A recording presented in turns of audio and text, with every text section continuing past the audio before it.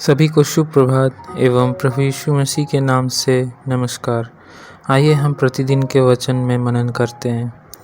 आज का वचन लिया गया है व्यवस्था विवरण उसका 1 अध्याय उसका 31 पद। यहाँ पे इस प्रकार लिखा हुआ है, तुमने निर्जन प्रदेश में भी यही देखा था कि जैसे मनुष्य अपने बच्चे को गोद में उठाकर ले जाता है, वैसे ही तुम्हारा प्रभु परमेश्वर तुम्हें ले गया। जब तक तुम इस स्थान पर नहीं पहुंच गए, तब तक वह तुम्हें उन सब मार्गों पर उठाकर ले गया जिन पर तुम गए थे। आमीन। प्रिय विश्वासियों, ये वचन हमें याद दिलाता है कि हमारा पिता परमेश्वर हमारे संग संग है। हम चाहे किसी भी राह पर क्यों ना चले, कैसे भी परिस्थिति से क्यों ना गुजरे, वो हमारे संग है। वो हमें क्या करता है, अपने गोद में उठाकर लेके चलता है ताकि हमें चोट ना लगे।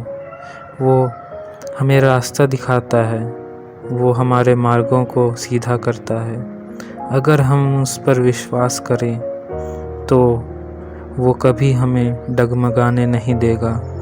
पर हम मनुष्य विश्वास खो देते हैं। जब भी मुश्किल दौर आता है या हम कोई कठिन रास्ते में चलते हैं, हम विश्वास में कमज़ोर पड़ जाते हैं। हम महसूस नहीं कर पाते कि हमारा परमेश्वर हमारे संग है, और इसी वक्त हम डगमगा जाते हैं, हम अपने रास्ते से भटक जाते हैं। ये इस प्रकार होता है कि शैतान हमें प्रलोभन दिखाकर पाप में खींच सकता है, और हम फिर पाप में गिर के खुद ही अपने आप को परमेश्वर से दूर कर लेते हैं।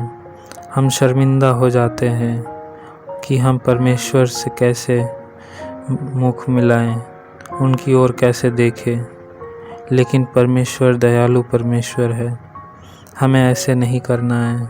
हमें अपने पाप को स्वीकार करके क्षमा मांग के परमेश्वर के चरणों में दोबारा से आना है, क्योंकि वो चाहता है कि सारे उनके बच्चे उनके पास रहे, ना ही कि शैतान के पास। वो चाहते हैं कि हम उसके मार्ग में चले, उसके बताए हुए मार्ग में, उसके बताए हुए आज्ञाओं को पालन करें। वो हमें प्यार करता है। वो कभी नहीं चाहेगा कि कोई उसका बच्चा गलत रास्तों पे चला जाए। वो कभी नहीं चाहेगा कि कोई उसका संतान नष्ट हो जाए।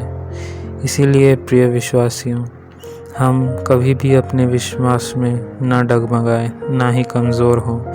चाहे इस दुनिया में कोई भी परिस्थिति क्यों ना हो, हमें याद रखना चाहिए कि हमारा पिता परमेश्वर हमारे संग है। वो हमें उठाकर लेके चलता है, वो हमें अपने गोद में रखता है। हमें क्यों डरने की ज़रूरत है। आइए हम प्रार्थना करते हैं। पिता परमेश्वर, धन्यवाद देते हैं पिता इस सुंदर दिन के लिए। धन्यवाद देता हूँ पिता सारी आशीषों के लिए। पिता परमेश्वर, आप सभी लोगों के साथ रहिए पिता। जो भी श्रोता सुन रहे हैं पिता, आप सभी के जीवन में आशीष दीजिए पिता। उनके विश्वास को और मजबूत कीजिए पिता, ताकि इस दुनिया की कोई भी परिस्थिति उन्हें आपसे दूर न कर सके पिता। पिता परमेश्वर, इस पूरे दिन को आपके चरणों में समर्पण करता हूँ।